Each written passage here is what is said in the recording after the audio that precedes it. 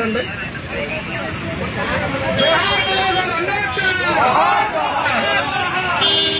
దయచేసి వెహికల్స్ ఆపండి. ఒక నిమిషం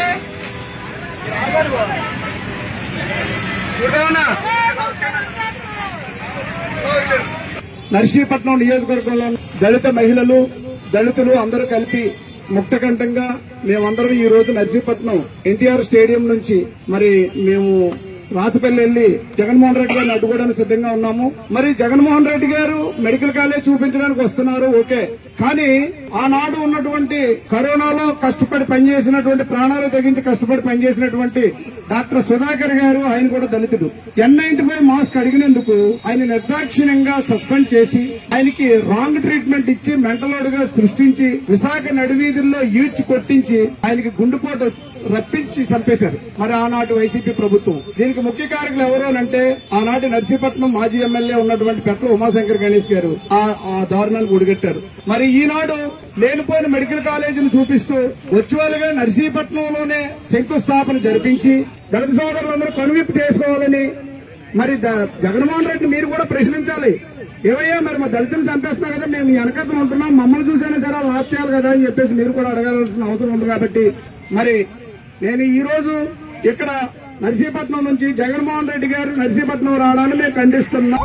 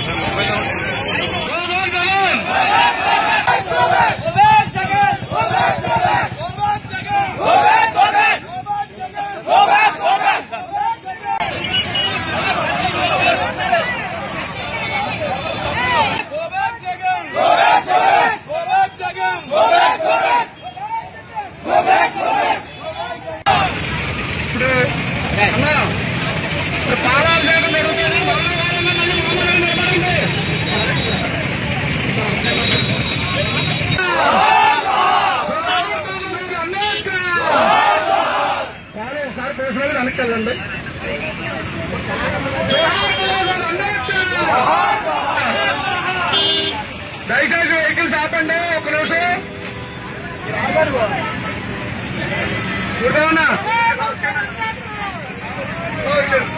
నర్సీపట్నం నియోజకవర్గంలో దళిత మహిళలు దళితులు అందరూ కలిపి ముక్తకంఠంగా మేమందరం ఈ రోజు నర్సీపట్నం ఎన్టీఆర్ స్టేడియం నుంచి మరి మేము రాజపల్లి వెళ్లి జగన్మోహన్ రెడ్డి గారిని అడ్డుకోవడానికి సిద్ధంగా ఉన్నాము. మరి జగన్మోహన్ రెడ్డి గారు మెడికల్ కాలేజ్ చూపించడానికి వస్తున్నారు, ఓకే.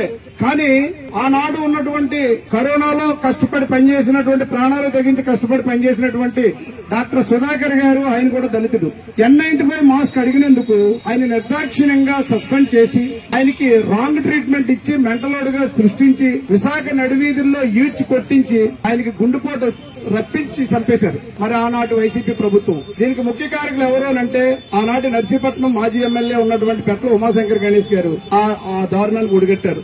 మరి ఈనాడు లేనిపోయిన మెడికల్ కాలేజీని చూపిస్తూ వర్చువల్ గా నర్సీపట్నంలోనే శంకుస్థాపన జరిపించి దళిత సోదరులందరూ కనువిప్పు చేసుకోవాలని మరి జగన్మోహన్ రెడ్డి మీరు కూడా ప్రశ్నించాలి. ఏవయ్యా మరి మా దళితులు చంపేస్తున్నా కదా, మేము వెనకతను ఉంటున్నాం, మమ్మల్ని చూసైనా సరే వాళ్ళు ఆఫ్ చేయాలి కదా అని చెప్పేసి మీరు కూడా అడగాల్సిన అవసరం ఉంది. కాబట్టి మరి నేను ఈ రోజు ఇక్కడ నర్సీపట్నం నుంచి జగన్మోహన్ రెడ్డి గారు నర్సీపట్నం రావడాన్ని మేము ఖండిస్తున్నాం.